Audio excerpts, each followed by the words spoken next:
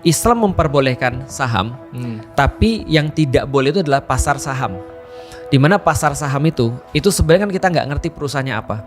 Tapi kalau misalnya saham itu boleh. Jadi aku bisa punya saham di satu perusahaan tertentu misalnya. Tapi ketika di pasar saham, kalau aku tidak bisa memastikan itu, maka akadnya menjadi sesuatu yang tidak bagus. Contoh kayak gini ya misalnya ya.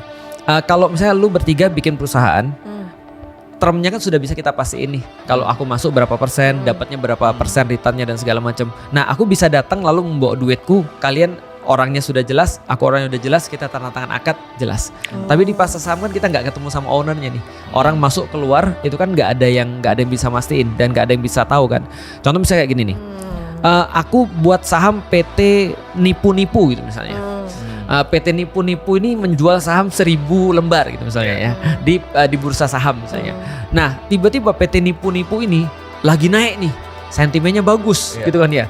Orang-orang pada, wih naik nih, naiknya parah, beli gitu kan ya. Padahal nggak ada perusahaannya sama sekali.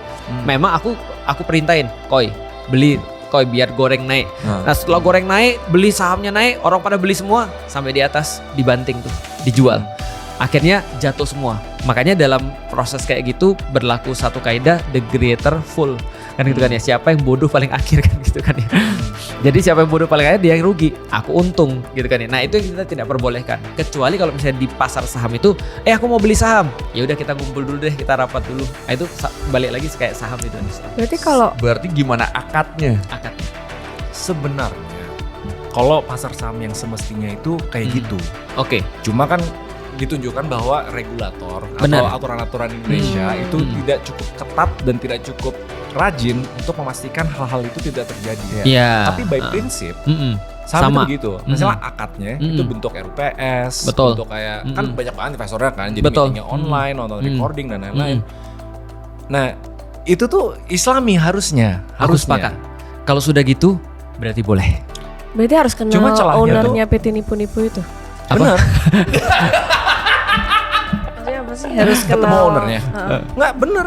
Karena in a way ketemunya melalui RUPS, ketemunya melalui dokumen, ketemunya melalui recording gitu. Karena aturannya tuh seharusnya tuh selengkap itu. Cuma kan ada namanya bad actor. Karena tempat publik kan kita nggak bisa ngatur siapa yang beli, siapa yang jual. Soalnya kan ada pihak ketiga kan. Pasti. Nah, memang harusnya tugasnya regulator atau pemerintah yang ngejaga biar nggak ada bad actor ini. Aku sepakat. Andai kan sudah seperti itu, Ray. Sebenarnya nanti kalau sudah ada sistem Islam sudah berjalan, tidak ada lagi ekonomi syariah. Ya ekonomi aja. Gitu. Ekonomi aja. Seperti yang lu bilang tadi, karena semuanya sudah adil, semuanya sudah fair, semuanya sudah pasti. Ngapain ada syariah di belakangnya?